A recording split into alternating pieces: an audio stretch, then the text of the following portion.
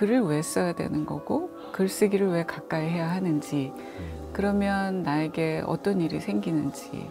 예를 들면 회사에서 오늘 윗분한테 깨졌다. 근데 이제 기분 나쁘죠. 그리고 집에 들어왔어요. 네. 근데 글을 쓰다 보면 최 대표님은 책방을 운영하고 계시고 그래서 책방 마님이라고 불리신다고. 네, 그렇습니다. 거의 장르 불문하고 많은 책을 또 접하실 거 아니에요. 그렇죠. 네. 근데 주변에서 그래도 책방을 하시는 분이니까 저분이 추천해 주시는 책이면 좀 다르지 않을까? 이 책 좀 추천해 주세요. 이야기 많이 듣지 않으세요? 듣습니다. 그럴 때 어떻게 이야기를 해주세요? 우선 물어보죠. 요새 어디에 관심이 있으십니까? 아, 우선 맞춤형으로. 네. 혹은 어떤 고민을 하고 있느냐. 그 사람의 관심사와 고민에 따라서. 결부해서. 네. 왜냐하면 책하고 친해지는 거리를 좁히는 제일 좋은 방법은 이제 재미있거나 아니면 읽었더니 이거 유익했어 이런 거잖아요. 네. 그래서 제가 뭐에 관심이 있으세요라고 되묻는 것은 그 접점을 찾는 일인 거죠. 그러니까 저한테는 되게 좋았는데 그 사람은 아닐 수도 있고, 물론 이제 뭐 저하고 좀 가까운 분들 같으면 이 사람의 평소 관심사하고 제가 추천하려는 책이 좀 다르더라도 네. 뭐 강요할 수도 있고 뭐 이럴 수도 있는데, 이제 그렇지 않은 경우에는 우선 물어봐요. 상대방의 관심이 뭔지, 네. 또 혹은 뭐 요즘에 어떤 고민, 생각을 많이 하는지. 그래서 그 사람과의 접점을 먼저 네. 찾아주는 거고, 굉장히 좋은 책이지만 누구에게는 또 어렵고 안 좋은 책일 수도 있는 거고, 네. 그래서 맞춤형으로 가야 네. 된다. 그 대표님은 관심사가 되게 많으시거든요. 책방에 책도 종류별로 있는데. 뭐 다른 분들에 비하면 그렇다고 할 수 있죠. 저도 나중에 하나 추천해달라고 하려고. 책을 그러면 선정을 하실 때도 네. 최 대표님만의 어떤 기준이 있을 거 아니에요? 있긴 합니다. 뭐 예를 들어서 제가 생각하기에는 저자의 지명도, 네. 또 얼마나 팔렸느냐, 아하. 또 그게 대중에게 인기의 척도도 될 수 있고, 이건 이제 저의 생각인데 네. 어떤 기준을 갖고 계세요? 이제 뭐 그것도 고려 안 하지는 않는데, 저는 이제 질문 그리고 인사이트가 있느냐 그 책에 이제 이거를 보는데, 아닌 게 아니라 여기서 저희 책방 얘기를 잠깐 하면 네. 제가 벌써 만 5년, 6년째 운영하고 있는 그 멤버십 독서 구독 프로그램이 있어요. 네네네. 북클럽인데. 네. 그거는 불특정 다수를 대상으로 저희가 한 달에 한 권 책을 선정을 해서 제가 그 책을 왜 골랐고 어떤 면에서 읽어볼 만한지를 적은 책방마님의 편지랑 같이 보내드리거든요. 자, 그러면 누굴지 모르는 분들에게 이 책을 선정할 때는 저희 입장에서의 중요한 기준이 있는 게 필요하다고 생각했어요. 네. 그게 이제 질문이 뭐냐면, 이 책에서 저자가는 어떤 질문을 던지고 있느냐. 그러니까 이런 생각을 하게 된 것은 저는 애초에 책이란 질문이라고 생각하는 편이에요. 그러니까 한 권의 책이 세상에 나오기까지 저자에게 먼저 질문이 있었을 거다.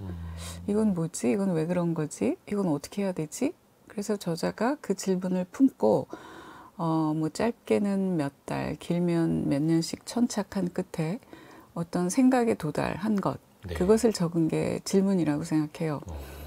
그래서 좋은 책을 만나는 거, 혹은 그 책을 잘 읽는 길 중에 하나는 저자가 그 책에다가 던져놓고 있는 질문이 뭔지를 먼저 파악하는 거.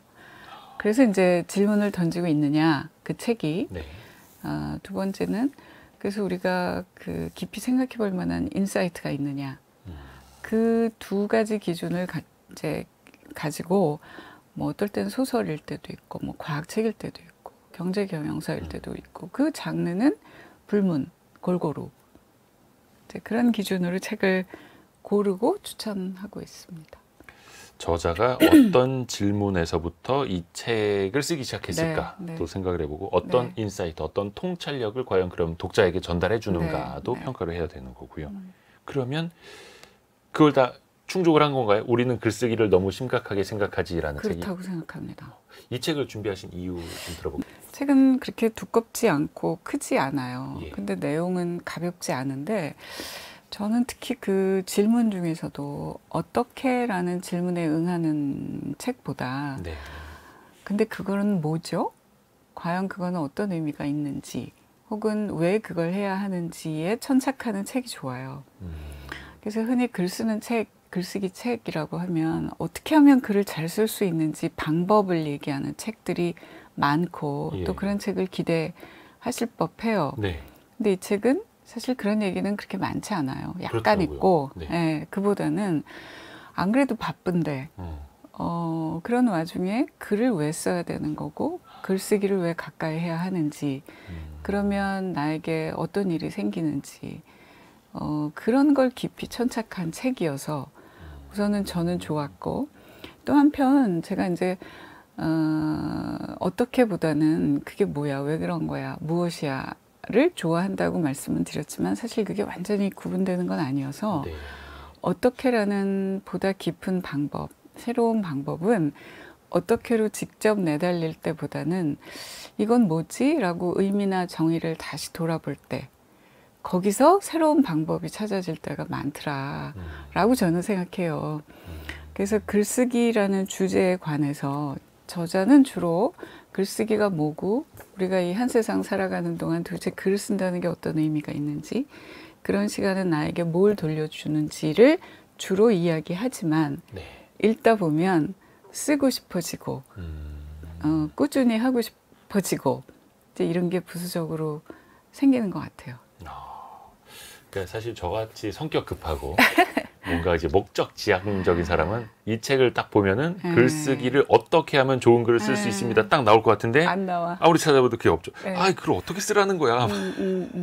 근데 글을 왜 써야 하는지를 네. 알려주고 그 책을 읽다 보면 아, 나도 글을 좀 써봐야겠다. 글을 쓰고 싶다라는 생각이 들게 되고. 제가 이 얘기를 평소에 제가 이제 중요하게 생각하는 대목이라 네. 조금 더 말씀을 드려도 될까요? 그 작년 말에 왜 한창 인기를 끌었던 드라마 중에 재벌집 막내 아들이라고 있었죠. 거기에 극 중에 그 주인공의 고모로 등장을 했던 그분이 성함이 뭐였더라? 여배우? 아무튼 고모. 네, 고모. 주인공의 거기서 고모. 진화영 이렇게 얘기를 다 했대요. 하여튼. 뭐 결론만 말씀 안 해주시면 되죠. 네. 근데 이제 그분도 책을 썼어요. 동료 그 연기자들을 18분을 인터뷰를 해서 극 중에서요? 아니면 그 실제로, 배우분이 실제로? 배우가. 그래서 배우가 배우안가 뭐 하여튼 그런 비슷한 제목의 책을 냈고 저희 책방에 저자로 오셔서 북토크를 하셨어요. 근데 그날 하루 종일 얘기하고 간 게 이분이 연기자란 뭐고 배우란 뭐고 연기를 왜 하는 거고 이런 얘기를 계속 하시는 거예요. 그래서 제가 이제 이 얘기를 했어요. 당신이 지금 계속 왜와 무엇을 얘기를 하는데 아닌 게 아니라 어떻게는 그 두 가지하고 연결이 돼 있을 때가 많은 것 같다. 이제 이런 얘기를 했더니 자기도 절대 공감한다 그러면서 하는 말이 만약에 연기가 뭐지? 라는 질문에 A라는 사람은 이 세상을 재현하는 거야 라는 정의를 갖고 있고 B라는 사람은 작가가 쓴 의도를 잘 파악하는 거야 라는 사람이 있다면 두 사람이 연기를 잘하는 하우투는 그 정의에 따라서 달라질 거라는 거죠. 세상을 잘 재현하는 거야 라는 사람은 관찰을 열심히 할 거고 작가의 의도를 잘 살리는 거야 라는 정의를 연기에 대해서 가진 사람은 작가는 왜 이야기를 썼지를 분석을 하려고 하지 않겠냐. 그러니까 왜와 무엇, 그러니까 why, what이 얼핏 보면 방법론하고 관련이 없는 것처럼 보이지만 아래로 내려가면 뿌리에서는 만나게 되고 그때 잘 만나면 우리가 그냥 상식적으로 그런 거야. 그건 그렇게 하는 거야 라고 생각하고 지나갈 때와는 다른 해법을 찾을 수 있다라는 말씀을 드리고 싶어요.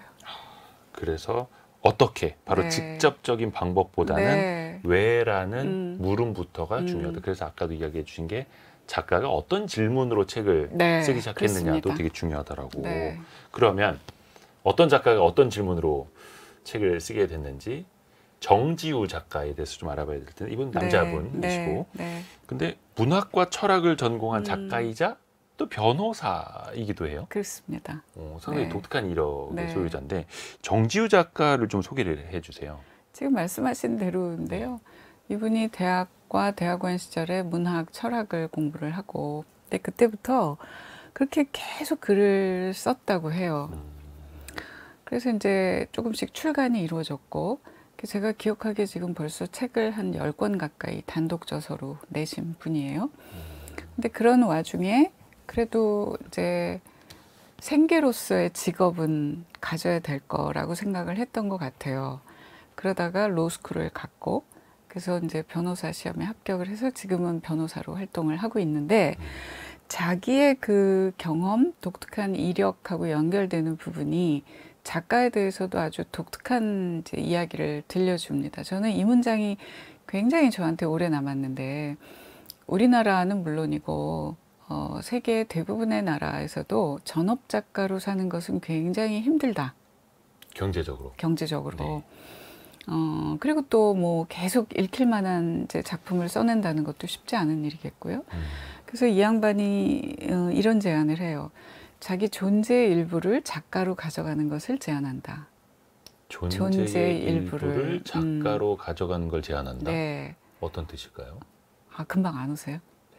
그러니까 네. 한 부분은 항상 글을 쓰면서 네. 살아라. 네. 그러니까 그 얘기는 또 이분의 입장에서 보면 그럼 과연 누가 작가냐? 네. 이 질문하고 연결이 되죠. 그래서 이 양반은 두 가지를 얘기를 합니다. 하나는 현재 진행형으로 계속 쓰는 사람일 네. 것. 두 번째는 그 사람의 글을 기다리고 읽어주는 독자가 있을 것. 네. 그러니까 유명하거나 이런 거는 좀 부차적인 거죠. 그래서 이분이 정의하는 작가에 부합하려면 계속 글을 쓰는 사람이어야 할 거잖아요. 그런데 그것만으로는 생을 계속 이어가는 게 쉽지 않아. 결혼도 그렇죠. 해야 되고 뭐 아이도 키워야 되고. 돈 벌어야죠. 그렇죠. 그러니까 다른 직업을 갖고 있다고 해서 그것이 작가가 아닌 게 아니고. 예. 그러나 글을 쓰고자 하는 열망은 놓치지 말고 자기의 존재의 일부는 계속 작가로 가져가면서 꾸준하게 글을 쓰는 것. 그래서 이제 이분을 또 추천한 이유가 하나 더 있는데, 이분 페이스북에 들어가잖아요. 그러면 거의 매일 본인도 1년을 살면서 그렇게 글을 쓰지 않은 날이 며칠 되지 않을 정도라고 얘기를 하는데 그게 사실이에요. 근데 그게 1년, 2년을 그렇게 한 게 아니라 뭐 하여튼 10년 가까운 세월을, 이보다 더 길지도 모르겠어요. 지금 제 기억이 정확하지 거의 매일 않아요. 글을 쓴다고요? 그래서 제가 보니까 거의 원고지 한 10매 분량이 되는데 그것도 아주 완성도 있는 글을 씁니다. 그걸 매일같이. 일기도 그렇게 쓰기 쉽지 않은데요. 그러니까요. 그런데 그 글이 항상 보면 그냥 자신의 감상을 쓰고 끝나는 것이 아니라 그 안에 항상 뼈가 있어요. 제가 이분 글을 참 좋아하는데, 저는 그 글 안에 개념이 명징하게 들어있는 글을 좋아하는데 네. 이분 글이 그래요. 에세이를 주로 쓰는데도 불구하고 그 에세이가 그냥 감상으로 끝나는 게 아니라 네. 정서를 품고 있는 걸로 끝나는 게 아니라 말하려는 바가, 개념이 항상 뭔가가 명확하고 명징하게 들어있죠. 근데 그런 글을 거의 매일같이 쓴다. 그러니까 본인이야말로 본인이 작가란 이런 존재야 라고 정의한 것에 아주 부합하게 사시는 분 같아요. 매일 글을 쓰고, 어떻게 보면은 겸업 작가도 누구나 가능하다라는 걸 또 말해주는 것 같기도 하고, 이 책의 제목은 글쓰기를 너무 심각하게 생각하지, 네. 이건데 작가라는 직업도 그다지 심각하게 우리가 생각할 필요는 없다라고 또 들리기도 그만큼 하네요. 좋은 거니까 글 쓴다는 것이. 몇 가지 키워드를 통해서 이제 한번 네. 책 속으로 더 깊이 들어가 볼게요. 네. 오늘의 책. 정지우 작가가 쓴 우리는 글쓰기를 너무 심각하게 생각하지. 이것이 궁금하다. 키워드로 풀어볼게요. 첫 번째 키워드. 머리가 아닌 몸이 하는 것. 글은 머리로 쓰는 것 아닙니까? 근데 머리가 아니라 몸이 하는 것이다. 글을 이제 몸으로 써야 된다는. 이게 어떤 의미인지 좀 풀어주세요. 저는 이걸 너무나 알겠어요. 무슨 얘기를 하려는 건지를. 이제 종종 저도 강연을 하는데 네. 강연을 마치면 이제 질문들을 많이 하시죠. 네. 그런데 그 질문 대부분은 근데 그거 어떻게 해요? 방법을 알려주세요. 노하우가 뭔가요? 근데 그 노하우란 제가 이렇게 들여다보면 아 그건 이거예요 라고 얘기한다고 해서 당장에 이루어지는 것들이 아니에요. 그죠. 뭐 뚝딱 되는 게 그거 절대 아니에요. 아니죠. 그러니까 마치 우리가 음식을 할 적에 레시피로 뭐 간장 몇 스푼에 뭐 식초를 어떻게 넣고 하면 그 맛이 대충 나잖아요. 네. 그런 거라고들 생각을 하시는 것 같은데 그것이 아니고 글쓰기뿐만이 아니라 사실은 세상의 모든 노하우라든가 지혜라든가 통찰이라든가 혹은 어려울 때 뭘 뛰어넘는다든가 이거는 자기가 몸으로 그렇게 내야 자기 안으로 들어오는 것 같아요. 여기에 그냥 들어오는 거는 정보 상태인 거죠. 네. 근데 그 정보를 내 몸으로 들여서 내가 직접 해보면서 아 이건 이런 거구나를 거치지 않으면 그 자기 것이 되지 않는 것 같아요. 그런 의미에서도 글은 시작은 머리일 거예요. 네. 아 나 이거 오늘 쓰고 싶어라고 하는 어떤 한두 문장이 머릿속에 떠오르겠죠? 그럼 그걸 가지고 이제 써야죠. 그러니까 체득이 되어 있고 네. 내 삶에서 그렇죠. 내 습관에서 나오는 것들 뭔가 저 그리고, 뿌리에서부터 쭉 줄기와 잎 꽃으로 피어나듯이 다음의 키워드하고도 연결되는 얘기인 것 같은데 네. 시간을 들이지 않으면 네. 저는 작가가 하는 얘기를 이제 저는 이렇게 해석을 하고 받아들였는데 시간을 들이고 자기의 노력과 수고를 들이지 않은 건 자기 것이 되지 않아요. 근데 사람들은 왜 거기까지 가지 않고 방법을 알려주세요 해서 그치려는 걸까? 이제 제 언어로 이게 지름길에 덫이 있는데 네. 그러니까 사람들은 누구나 지름길을 구하죠. 그렇죠. 가급적이면 1시간 걸려서 할 일을 10분에 하면 더 좋다고 생각하잖아요. 근데 세상사가 지름길엔 덫이 있구나. 그건 뭐냐? 시간을 들이지 않은 거는 내 것이 되지 않더라. 그런 면에서 작가가 얘기하는 것도 몸으로 쓰는 거예요. 라는 것은 제가 지금 말씀드린 거하고 비슷하지 않을까라고 이해를 합니다. 그래서 글은 머리가 아니라 몸으로 쓰는 거다. 그리고 내 것으로 만들기 위해서는 시간과 노력이 당연히 필요한 것이다. 그리고 그게요. 그런 경우 있으실 것 같은데 네.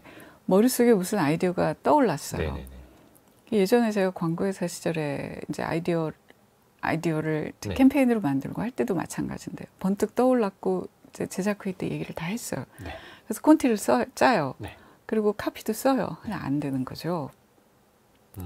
그러니까 이 머리에서부터 뭔가가 아웃풋이 나올 때까지의 거리는 결코 가깝지 않은 것 같다. 그걸 벼르고, 그러니까 이 벼르다는 게 이제 갈고 닦아서 단어도 좀 바꿔보고 문장도 다시 써보고 이러면서 나중에 됐다가 되는 거지. 여기에 뭐가 불이 들어왔다고 해서 그게 쓰였다? 다 그렇지는 않은 것 같아요. 지름길에는 덫이 있다. 좋습니다. 그래서 우리는 글쓰기를 너무 심각하게 생각하지라는 책을 성공기관 별책 부록을 통해서 읽지 않고 빨리 들으려고 글쓰기 방법 알려주는 거 아니야 하셨던 분들은 지금 거의 20분째 저 사람들이 무슨 얘기하고 있는 거야 이러실 수도 있어요. 그래서 하나 더 붙이잖아요. 네. 가끔 왜 책을 요약해 주는 거 있잖아요. 예. 근데 아이러닉하지만 사실은 요약하는 사람이 제일 많이 배워요. 아, 맞아요. 그죠? 맞아요. 사실은 핵심이 뭐냐면 이 책의 핵심이 뭐야? 작가는 뭐라 그랬어? 아, 작가는 이렇게 얘기를 했어요. 그 말을 하기까지 200페이지, 300페이지를 읽고 소화하고 이건가 하는 시간이 저한테는 있는 거죠. 그래서 저는 배웠어요. 근데 그 얘기를 뚝딱 작가는요. 글쓰기의 의미가 중요하다고 얘기를 해요. 그 무슨 의미가 있겠어요, 사실은. 그래서 저는 오늘뿐만 아니라 제가 책을 소개할 때 주목하는 부분은 내용을 요약하는 일보다 그 책에 관심이 생겨서 책장을 펴보고 읽어보고 싶은 마음이 들게끔 하는 데에 중점을 둡니다. 읽고 싶은 마음, 네. 또 글 쓰고 싶은 마음. 마음이 들게끔. 또 이 책에도 나오는 표현 중에 하나가 오감은 네. 글쓰기의 기본이다. 글 쓰는데 뭐 미각이나 촉감이나 이게 필요할까요? 어떤 의미일까요? 그 예를 들면 네. 나는 오늘 슬펐다. 거기는 별로 오감이라는 게 들어있지 않죠. 예. 근데 예를 들면 남자친구와 오늘 헤어졌는데 마지막으로 그의 손을 잡았을 때 그 손이 어느 때보다도 두툼했는데 앞으로는 이 두툼한 거를 내가 느끼지 못하게 될 것 같아. 거기서 눈물이 이렇게 주르르 흘렀다. 다르죠? 갑자기 시가 돼버리는 그게 바로 이제 오감으로 글을 쓰는 이기도 하고 제가 이해한 바가 맞다면 작가는 네. 그 과정에서 시선이 생긴다고 이야기하는 것 같아요. 시선이 생긴다. 네. 오늘 나 슬펐어. 이거에는 시선이 없죠. 근데 내가 느낀 이 슬픔이 어디로부터 왔는지를 이렇게 쭉 들여다보니까 내가 예전에 그 두툼한 손을 잡고 겨울에는 그 손에서 추위를 녹였고 뭐 이런 이제 그 시선들, 경험들, 느낌들 이런 거가 요즘 말로 하면 소환된달까요? 그래서 그 슬픔이라고 하는 것을 나는 어느 지점에서 이야기하고 싶은지 쓰고 싶은지 그래서 그냥 슬펐어 끝 이거는 글이 되지 않는 게 그 아닐까. 오감이라는 표현이 어떤 내가 사건을 겪었을 때 슬픔을 겪었을 때 그날의 날씨, 바람, 맞아요. 공기의 냄새까지도 기억이 난다라는 그런 추억들이 좀 있잖아요. 네, 네, 네. 그것들을 또 글로 옮겨 놓으면은 그렇죠. 그게 한편의 시가 될 수도 있고 글이 될 수 네. 있는. 그래서 왜 소설가들이 뭐 대뜸 대화로 시작하는 경우도 있지만 날씨 얘기 이렇게 묘사를 하잖아요. 네. 왜 할까요? 뭔가 감각적인 걸 또. 뭐 깨우는 것도 있겠고 이제 연결시키는 작업이기도 한 것 같고 그 사람을 거기로 불러들이는 작업이기도 하겠고 뭐 접점을 만들려는 그래서 글이라는 게 이분도 계속 강조를 하는 것이 이 우리가 보통 쓰는 글이 일기와 다른 것은 이걸 읽어줄 사람을 전제로 내 이야기를 들어줄 사람을 전제로 하는 작업이잖아요. 네. 그런 얘기하고도 연결이 되는 게 아닐까 생각합니다. 뭔가 나를 좀 계속해서 나를 불러오는 작업이라고도 생각이 드네요. 네. 다음 키워드도 정해볼까요? 다음 키워드. 계속 써야 더 중요해지는 것. 계속 써야 한다.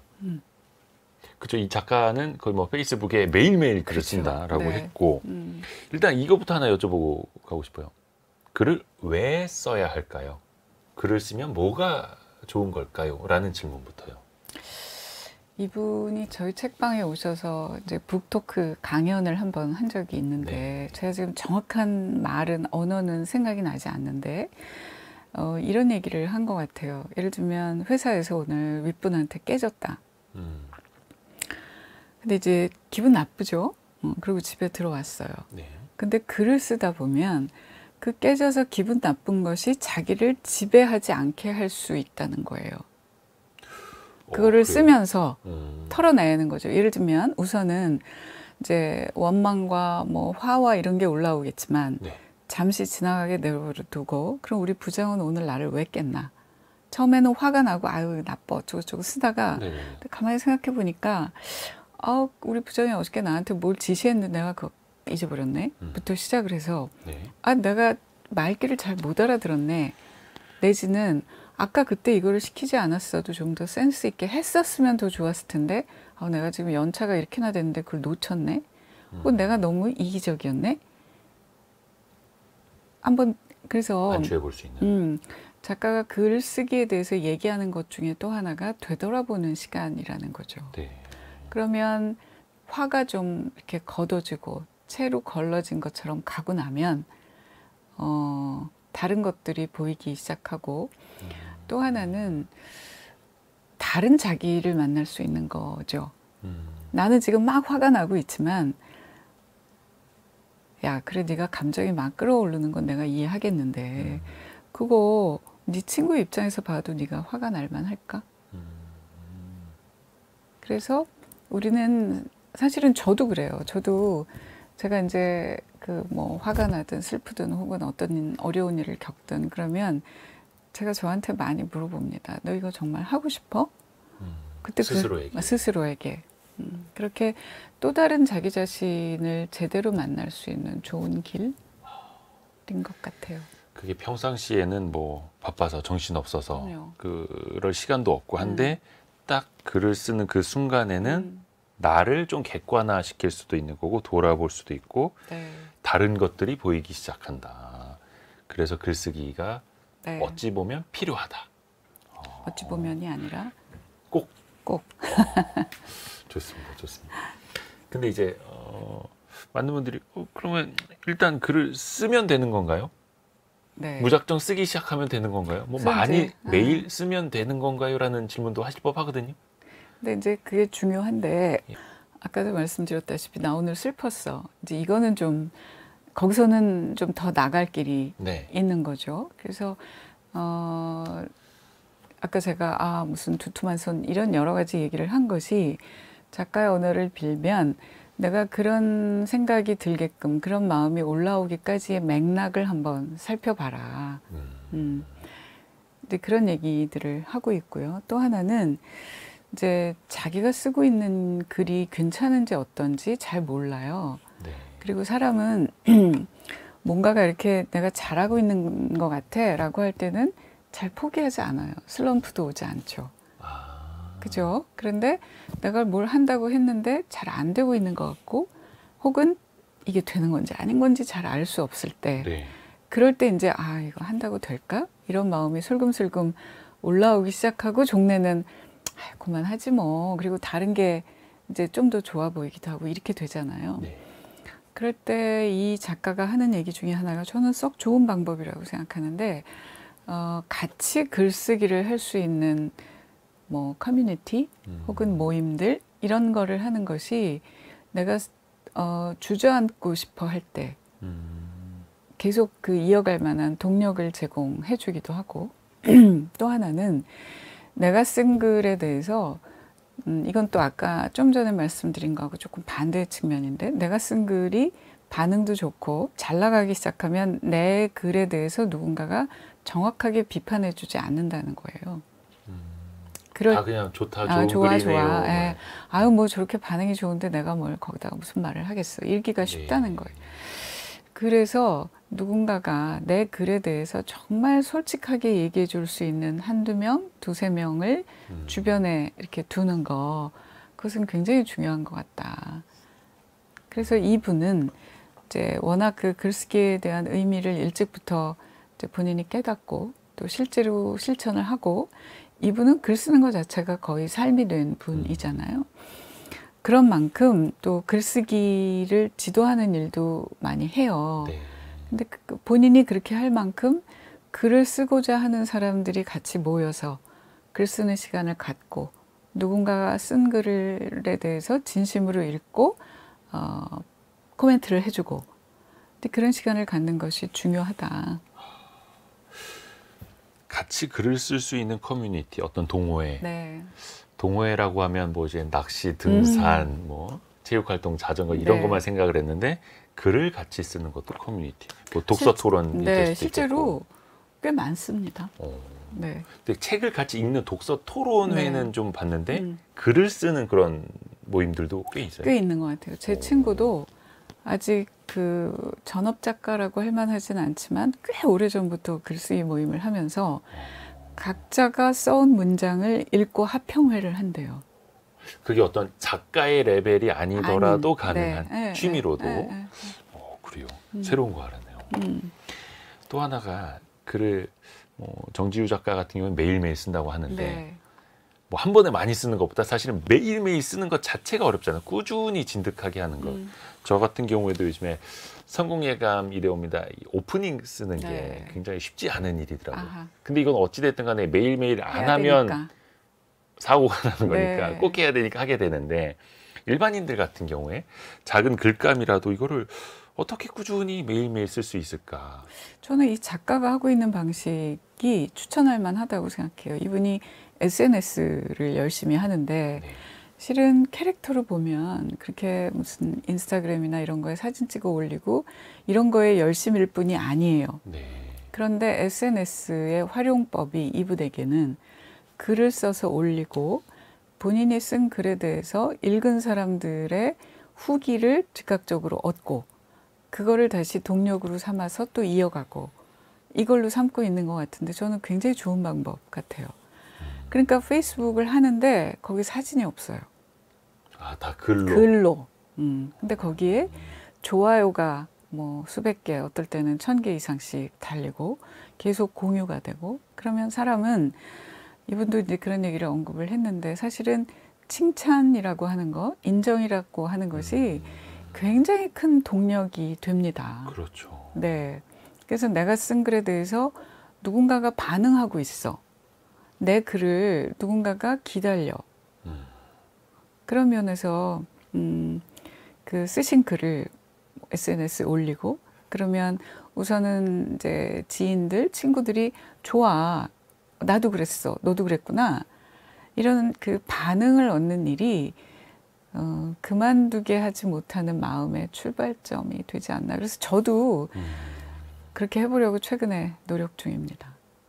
혹시 최 대표님도 좋아요 이런 거 좋아하시나요? 저도 좋아해요. 그래서 이거 몇 개국 달렸나. 아, 이런 거를 사람들이 좋아하는구나. 아, 그러세요? 대표님도? 봅니다. 저만 그런 줄 알았는데. 아유, 봐요. 역시 그 피드백이 되게 중요해요. 사람을 움직이는 하나의 이제 고래도 욕구. 춤추게 합니다. 아, 그렇습니다. 그래서 저희 성공예감 별책부록도 네. 좋아요 안 누르셨으면 지금 중요한 겁니다, 여러분. 다음 키워드도 들어보죠. 지금 여러분께서는 주말에만 만나는 성공예감 별책부록을 듣고 계십니다. 오늘의 책은 정지우 작가가 쓴 우리는 글쓰기를 너무 심각하게 생각하지. 다음 키워드, 감각의 세계에서 문자를 대하는 일. 감각의 시대에서 문자를 대하는 일. 어찌 보면 그 감각의 시대가 조금 더 가게 되면 자극적인 시대가 또 되는 것 같고 지금은 뭐 누가 뭐라 해도 영상의 시대인데 그렇죠. 영상도 숏폼이라고 해서 더 짧게 또 더 네. 자극적으로 빠르게 이렇게 되잖아요. 그런 상황에서 우리가 글을 읽고 글을 쓴다라는 것 자체가 또 쉽지는 않을 것 같아요. 시대와도 좀 동떨어질 수도 있겠고. 때문에 역설적으로 필요할 것 같은데 이제 네. 제가 아까 뭐 나 슬펐어가 아니라 뭐 예. 이제 뭐 누구랑 이런 이제 얘기하고는 또 조금 반대 각일 수가 있는데 사실 그렇게 감각에 집중하는 거는 동물들하고 별로 다르지 않죠. 그래서 이 작가는 그렇게 점점 이 세상이 감각을 향해서 치닫는 것을 동물화되고 있어. 그거는 인간을 동물로부터 별로 구분해주지 않는 거죠. 그러니까 그 나에게 오는 그 짜릿한 순간적인 감각에 반응하는 꼭 인간이 아니어도 그렇다라는 거니까요. 그래서 이분이 그 챕터에서 한 얘기는 아니지만 앞장에서 한 얘기하고가 저는 연결되는 얘기 같은데 네. 이분의 언어로 글을 쓴다는 것은 사실은 지연과 절제라고 얘기를 해요. 지연과 절제요. 내가 느낀 것을 즉각적으로 쏟아버리고 돌아서는 것이 아니라 나에게 오는 것들을 걸러내고 그러면서 그 핵심의 정수에 가 닿고 시간이 걸리겠죠? 그런 의미에서 이제 지연이고 그래서 그 걸러낸 것들을 이제 글로 쓰는 거라서 지금 이제 그 진행자님이 얘기를 하셨던 것처럼 감각의 홍수 속에서 어쩌면 그런 노력들이 휩쓸려 가지 않고 나를 나로서 지켜주는 뭐 이렇게 이해하고 있습니다. 그러면 그 말인즉슨 짜증나는 상황, 아까 말씀해 주셨듯이 상사에게 엄청나게 혼이 나는 날, 분노가 치미는 혹은 그 상황이나 그 날, 또 책에도 나옵니다만 막 삶의 절망적인 순간에서도 글을 써야 한다. 또 그렇게 가는 거예요. 한다라기보다 하는 것이 그런 좋다. 것들을 잘 걸러내거나 그러니까 이분이 얘기하는 것 중에 또 하나 이런 게 있어요. 아니 내가 하는 대로 쫙쫙 풀리고 칭찬받고 행복하고 이럴 때는 사실 고민이 없죠. 그렇죠. 잘 나갈 때는 뭐 점집 찾아갈 일 없죠. 없죠. 근데 문제는 그런 시간보다 꽃길을 걷는 시간보다 그렇지 않은 자기의 이상이 실현되기는커녕 벽에 부딪히고 좌절하고 이게 맞는지 헤매고 방황하고 슬퍼하고 이런 시간이 사실은 더 많잖아요. 안 많으신가 보다. 아니 근데 사실 고민이 많고 슬퍼하고 그럴 때 사실 일기장을 이제 꺼내게 펴죠. 되죠. 그렇죠. 예.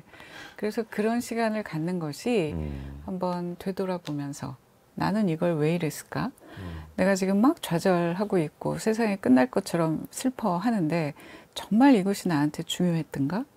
돌아볼 수도 있고 그러는 과정에서 자기하고 자신의 정수와 어쩌면 제대로 만나는 시간이 될 수도 있다고 생각해요. 나의 진짜 모습과 제대로 만나기 위해서 또 글을 쓰는. 그리고 이제 제가 종종 네. 제 후배들에게 하는 얘기 중에 왜 멘토를 찾잖아요. 네. 멘토가 없어 이런 얘기 많이 하잖아요. 네. 근데 멘토를 꼭 사람 선배에게서만 구하지 않아도 될 것 같다. 예를 들면 멘토를 그러면 동물한테 구할 수는 없는 아니요. 거고. 네. 글쓰기 자체가 우리가 멘토에게서 기대하는 효과가 될 수 있다라고 생각해요. 이제 저는 이렇게 얘기하고 싶은데 우리가 왜 인간이 무의식이 90%에 의식이 10%라고 얘기를 하잖아요. 네. 그 얘긴즉 내 안에서 뭔가가 지금 일어나고 벌어지고 있는데 그거를 내가 의식하는 게 10%밖에 안 된다는 뜻이기도 해요. 그래서 자기를 만난다는 거는 어쩌면 평소에는 잘 의식하지 못했는데 저 아래쪽에 있는 자기 자신을 불러 올려서 이거였어 하는 순간을 경험한다는 뜻이기도 할 것 같아요. 나도 모르게. 그래서 예를 들면 우리가 이제 고민이 있을 때 선배를 찾아갑니다. 네. 선배, 저 고민이 있어요. 그러면 선배가 뭔데 말해봐. 네. 그럼 고민이 뭐냐면요. 어쩌고 저쩌고 얘기를 하겠죠. 그 과정이 실은 자신의 고민을 객관화하는 과정이에요. 내 고민을 털어놓으면서. 근데 더 중요한 것이 그렇게 얘기를 하고 이제 돌아옵니다. 근데 마음이 한결 정리가 됐어요. 예. 근데 보니까 그 선배가 저한테 그닥 많은 얘기를 해주지 않았어요. 도대체 무슨 일이 일어난 걸까요? 내 안에서 내가 스스로. 네. 그래서 저 안에는 있는데 의식은 10%밖에 못해서 그 안에 있는 줄 채 몰랐던 거. 혹은 머릿속에만 이렇게 넣어두고 이건가 저건가? 그래서 채 정리되지 않아서 해법도 찾아지지 않을 때 글을 쓴다는 거는 그것들을 불러 올리는 작업이거든요. 제 말로, 제 언어로 치자면 자기의 고민을 출력하고 객관화하는 과정이 됩니다. 그래서 요새 많이 이제 나오는 얘기 중에 해법은 문제를 정확하게 하는 게 시작이야 라고 얘기를 하잖아요. 네. 그래서 한참을 쓰다 보면 하염없이 나는 A가 문제라고 짐작을 했는데 B였어? 이런 경험을 하게 되고 이건 실제로 제 경험이기도 해요. 그래서 이제 고민이 있다고 이제 이런 경험도 있는데 제 예전에 회사 시절에 어떤 친구 하나가 저를 찾아왔어요. 고민이 있다고. 네. 그래서 제가 나한테 얘기하지 말고 네. 일단 노트에 하염없이 써봐라. 그리고 시간 제한을 주지 않을 테니까 다 쓰고 나면 다시 와라. 한 일주일인가 있다가 찾아왔어요. 노트를 다 썼어요. 이렇게 저한테 내밀더라고요. 그래서 내가 이제 덮고 근데 써보니까 어때? 그랬더니 정리가 많이 됐어요. 그리고 배시시 웃고 갔어요. 그럼 됐다. 내가 이거 내가 보려고 써보라 그런 게 아니다. 네. 너가 먼저 네 생각을 정리하고 이거였구나라는 거를 알아차리는 게 핵심이라고 나는 생각해. 이런 경험도 있어요. 그래서 글을 쓴다는 거는 자기 안에 분명히 있지만 채 자기가 자각하지 못하는 것들 네. 그런 것들을 제대로 만나는 시간, 경험이라고 생각해요. 그래서 최 대표님에게 고민을 상담하러 온 후배에게 글을 쓰고 가라. 귀찮아서 그러신 건 아닌 거고. 근데 그렇게 하다 보면 내 안에 있는 나를 스스로 마주하게 되고 나의 글이 나의 멘토가 될 수 있다.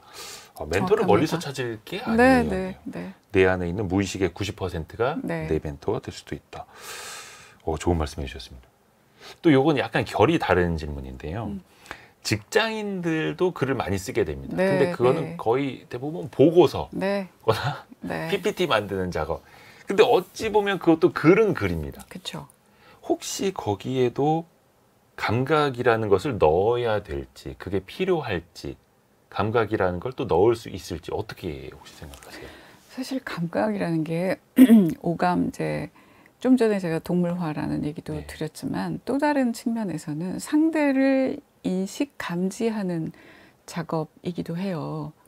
그런데 이제 직장에서의 글쓰기, 보고서, 제안서, PPT 이런 것들은 실은 커뮤니케이션 작업이에요. 네. 그죠? 그 나 혼자 보려고 쓰는 글이 아니죠. 보고를 해서 이제 뭐 결제를 받거나 또는 고객에게, 클라이언트에게 이제 이야기를 해서 설득을 하고 뭐 계약을 하거나 그렇죠. 이제 이런 과정이 필요한 거잖아요. 네. 상대가 필요한 글쓰기입니다. 특히나 더더욱. 그렇다면 그거는 철저하게 커뮤니케이션 관점에서 접근을 해야 되는데 네. 많은 분들을 보면 그리고 이제 제가 한 30년가량 회사 생활을 하면서 후배들이 쓴 거 뭐 이제 여러 가지를 봤을 거잖아요. 네. 보면 자신이 생각한 거를 거기에 쏟아내는데 급급하다. 내가 쓴 것이 네. 상대방에게 우선 공감이나 동의는 둘째치고 내가 발신하고자 하는 대로 듣는 이에게도 수신이 되는가? 나는 A라고 얘기를 하고 싶은데 듣는 사람에게도 A라고 들리는가? 이게 뭐냐면 많은 경우 그렇지 않을 때가 있어요. 네. 아니 우리 왜 얘기하다 보면 실컷 한참 지난 다음에 아 그게 그런 뜻이었어? 그런 일은 왜 일어나냐? 우리는 지금 여기 이렇게 나란히 앉아 있지만 살아온 세월이 다르고 네. 또 뭐 캐릭터가 다르고 네. 좋아하는 게 다르고 싫어하는 게 다르고 때문에 우리가 어떤 말을 언어를 단어를 하나를 쓴다고 하더라도 그 단어에 대해서 했던 경험도 다르고 네. 그게 좋았을 수도 있고 나빴을 수도 네. 있고 뉘앙스가 다 달라요. 그렇죠. 때문에 특히나 보고서나 제안서 PPT 같은 거를 쓸 때는 계속해서 내가 이렇게 얘기를 하는데 이게 1번 상대방에게도 발신한 대로 수신이 되느냐? 두 번째, 근데 이거에 공감할까? 설득할까? 를 계속 뒤집어 보는 작업이 필요한데 거기까지 안 가고 내가 생각한 걸 그냥 거기다 채워 넣는데 급급할 때가 굉장히 많더라. 그래서 왜 작가들이 글을 쓸 때 꼭 하는 게 퇴고예요. 퇴고. 퇴고는 뭐냐? 타인의 시선으로 보는 거예요. 아, 내가 한번 쫙 써놓고 네. 내가 독자가 되어서 다시 한번. 뭐 옆집의 아저씨 혹은 어느 대학생의 입장이 돼서 이거를 볼 적에 과연 내가 얘기하고자 하는 대로 들릴 거냐? 혹은 공감할까? 공감하지 않을 것 같으면 다시 고치는 거죠. 그리고 제가 말 나온 김에 하나 더. 예. 저는 이제 그 기업에서 특히 PPT 문서를 많이 쓰잖아요. 예. 그거 가급적 하지 말라 그래요. 쓸데없는 PPT 많이 만들지 마라. 아니, 그런 의미가 아니라 예. 최종 제출안을 상대가 PPT를 요구를 하면 쓸 수밖에 없겠는데 예. 거기에 담을 내용을 우선은 풀 센텐스로 써라. 왜냐? PPT는 숨기 좋은 방이에요. 논리의 비약이 굉장히 많은데 듣는 사람은 그 캐치하지 못하고 지나갈 수도 많이 있어요. 네. 근데 정교하게 정치하게 쓰려면 우선은 내가 하려는 얘기를 문장으로 다 써보는 게 필요하다.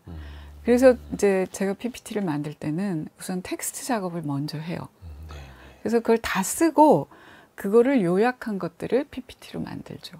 이 작업을 거치지 않으면 구멍이 뻥뻥 뚫려 있을 때가 많이 있습니다. 그 보고서나 PPT나 내가 가진 것, 내 생각만 쏟아내선 안 되고 공감을 해야 되고 설득을 해야 되고 볼 사람 입장에서도 봐야 되고 나를 한번 쭉 정리를 한 다음에 그 중에서 공감이 되도록 다시 한번 그렇습니다. 뽑아내야 되는 네. 거고. 근데 그 최인하 대표님은 예전에 광고 네. 회사 대기업에 이제 부사장까지 하셨는데 마음을 움직이는 카피라이트 네. 글을 네. 쓰셨던 거잖아요. 네. 뭔가 마음을 움직이려면 이렇게 해야 된다라는 게 좀 있을까요? 뭔가 저도 질문을 하다 보니까 정답을 바라는 것 같긴 한데 지금 다 말씀드렸어요. 상대방 입장에서 보고 지금까지 들으신 45분을 다 들으시면 마음으로 움직일 수 있는 방법. 또 다음 키워드도 살펴보고 이야기 이어가 볼게요. 다음 키워드. 고맙다는 말. 고맙다는 말. 우선 우리 청취자 여러분, 성공 예감 별책부록 들어주셔서 고맙습니다. 최인하 대표님도 나와주셔서 고맙습니다. 고맙습니다. 고맙다는 말을 키워드로 꼽아주신 이유가 또 있을 것 같아요. 제가 젊을 땐 이러지 않았어요. 네.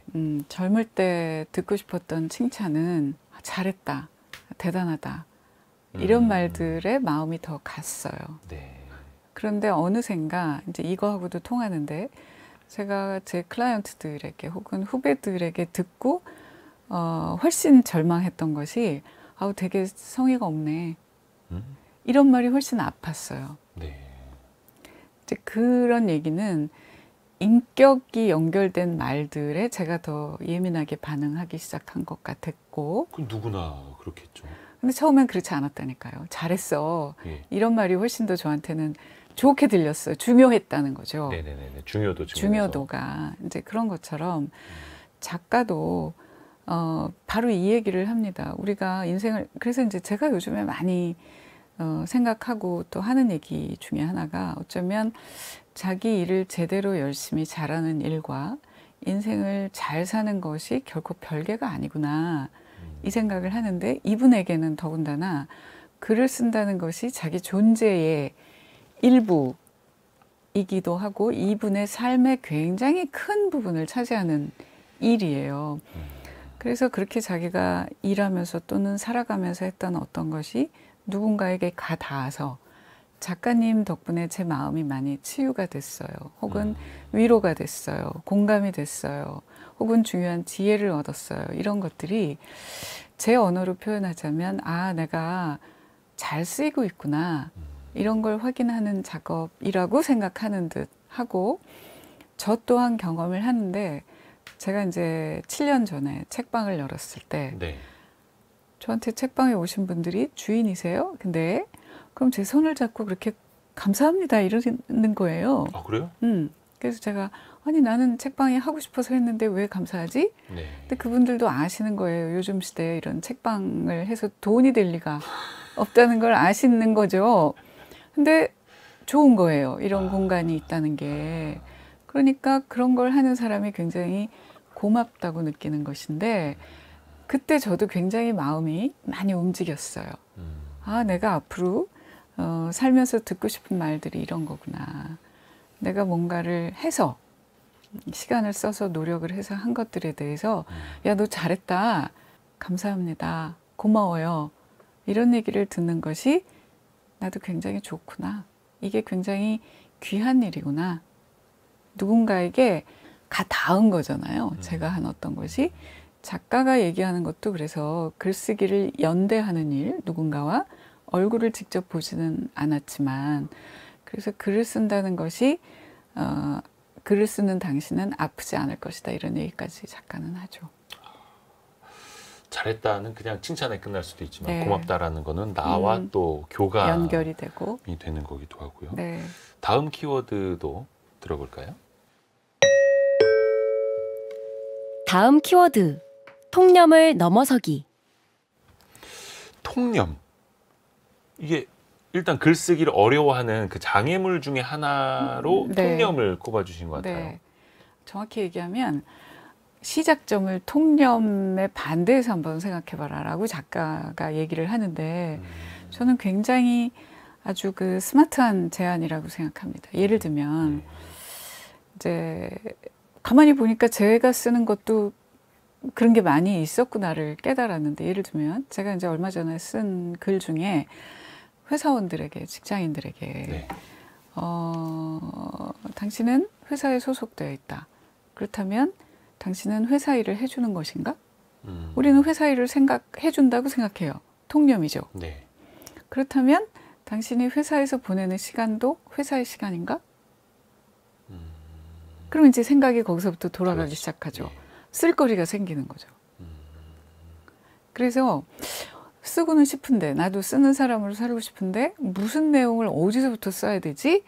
라고 할 적에 제일 좋은 출발점이 그러면 사람들이 they say 라고 다들 생각은 하는데 가만히 들여다보니까 껍질을 하나씩 이렇게 벗겨보니까 아, 꼭 그런 건 아니잖아. 네.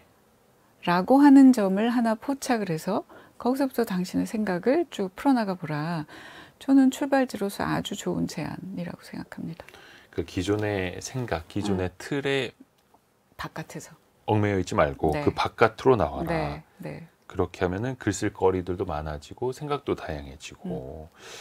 혹시 그 글 쓰는 분들은 뭐 요즘은 뭐 SNS는 뭐 짧은 글자들도 많이 올리기는 하는데 이게 뭐 내가 멋진 글을 썼답시고 딱 올렸는데 누가 막 평가할까 봐 네. 사람들이 아, 나 글 잘 썼다는 칭찬받고 싶은데 그렇지 못할까 봐 또 걱정을 하실 수도 있을 것 같은데 그럴 때는 어떻게 해야 될까요?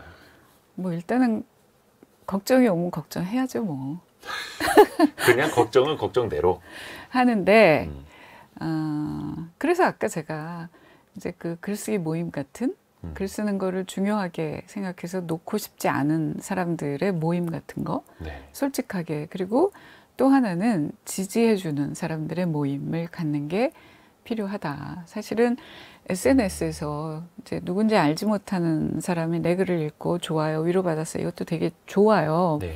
좋은데 실은 내가 중요하게 여기는 사람들이 내 거를 좋다라고 얘기해 줄 때가 훨씬 마음이 푸근해요. 그래서 이제 일종의 안전지대일 수도 있는데 네. 그런 그 글을 중요하게 여기는 모임. 근데 나를 지지해 주는 사람들을 한켠에 두고 있는 것이 필요할 것 같다. 핵심 구절 마지막으로 정리해 볼게요. 오늘의 심쿵 한방. 우리는 글쓰기를 너무 심각하게 생각하지를 관통하는 핵심 구절. 한 방에 정리합니다. 존재의 한 측면으로 작가를 지니길 권유하고 싶다. 글 쓰는 당신은 더 이상 외롭지 않고 병들지 않을 것이다. 그 백지 안에는 나와 당신이 그리고 세계가 있다. 맥락이 쭉 통합니다. 마지막으로 대표님께서 이 책 우리는 글쓰기를 너무 심각하게 생각하지라는 책을 어떤 분들이 좀 읽으셨으면 좋겠다. 이 얘기를 좀 부탁드립니다. 누구라도인데요. 네. 한 번도 글을 써야겠다고 생각하지 않았던 분들. 네. 그런 분들이라면 처음으로 아, 글쓰기에 이런 의미가 있구나. 나도 한번 써보고 싶어 하는 동기를 얻으실 수 있을 것 같고 글을 쓰고 싶은데 주저앉았거나 망설이거나 중단했거나 이런 분들이라면 작가는 계속해서 그 연대를 얘기를 하잖아요. 네. 그런 것처럼 글 쓰는 모임을 같이 만들어서 계속 해나갈 힘을 얻으실 수 있을 것 같고 무엇보다도 저는 존재의 한 측면으로 작가를 지니라고 이야기하고 싶다. 저는 이런 문장을 쓸 수 있다면 참 좋겠다. 부러워하는 마음으로 읽었습니다. 누구라도 네. 읽었으면 좋겠다. 그리고 네. 작가를 내 안에 지녀라. 나도 이미 네. 작가일 수도 있다. 있고. 네.